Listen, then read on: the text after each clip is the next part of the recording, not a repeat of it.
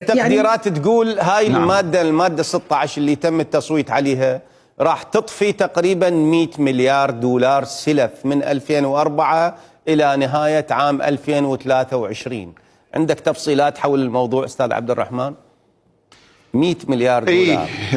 طبعا أكثر من 100 مليار، لأنه إلى عام 18 كانت 136 تريليون. أنا أتوقع الرقم يزيد عن 160 تريليون السلف من عام 2004 إلى عام 23. طبعا مو صحيح، يعني أنا أعتقد أنه هذه واحدة من الجرائم المالية لشرعنة الفساد.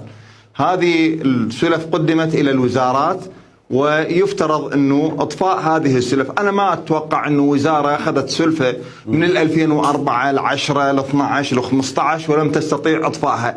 ماكو عندنا غير مجال، يعني ان انفقت في مجالها معناته هناك وصولات ممكن يعني اطفائها، وان لم تنفق معناها ذهبت الى جيب الفساد. العقود، المبالغ اللي تمنح للوزارات من 2004 الى تسويه يصير.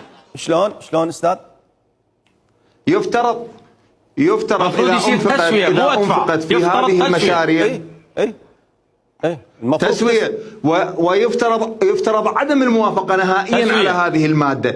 طبعا البرلمانات سابقا من ال 16 وال 17 وأشار أعتقد حتى من ال 12 كانوا دائما من تأتي هذه النص من الحكومة قانون عفو عام. هاي قانون عفو عام، يعني من انه انت تسمح لاطفاء هذا قانون عفو عام. خلاص روح اخذ فلوسك وروح.